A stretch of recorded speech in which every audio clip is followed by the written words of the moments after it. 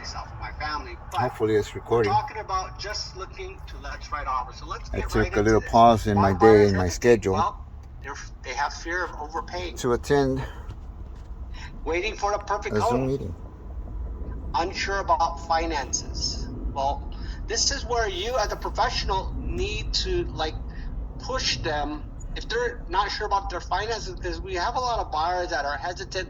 They don't want to give their tax returns, or they don't want to do their pay stubs. But this is where you need to continue and just say, hey, we need to know, so whether you're buying now or tomorrow or next year, you need to know about your finances, and we could position yourself accordingly.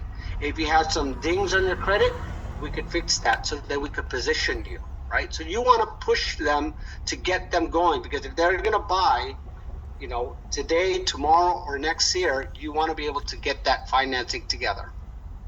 Information overload. Sometimes, I don't like to give too much information. I don't like to go over any disclosures, etc. in the beginning of the consultation.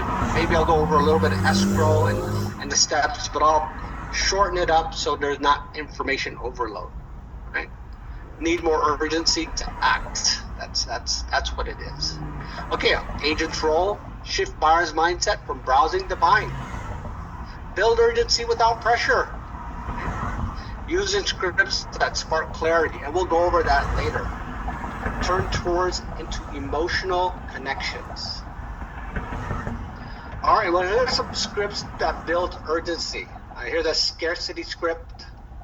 Homes like this don't last long. If this checks most of your boxes, waiting could mean losing it. I mean, these are simple scripts that you could use as your, when you're out there showing property. Sometimes you got to take a person and say, well, I know we're not going to buy, but let's go take a look at home. And mentally that they're qualified. Maybe you worked with them in the past. Maybe you worked with their parents. But in your head, because sometimes you have to make a judgment, are they worth showing without a pre-approval?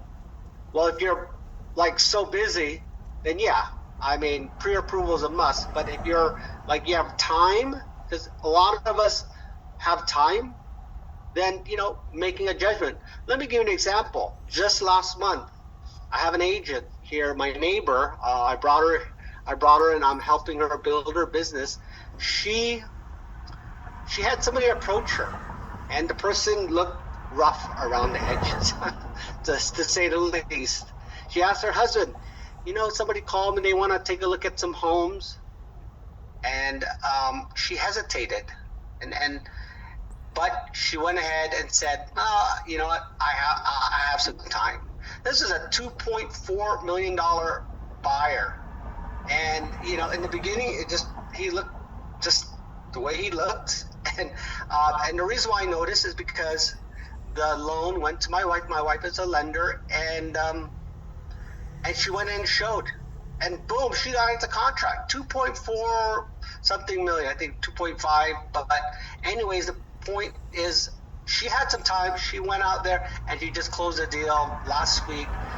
Commission was $60,000, right? And so, sometimes you gotta just make those judgments. So anyways, let's go back to this market movement script. Every month you wait, interest rates or prices could shift your monthly payment by hundreds. Acting now protects your buying power. That's just a really strong script, but you need to go ahead and say these to some clients. FOMO script, fear of missing out. That's what that means.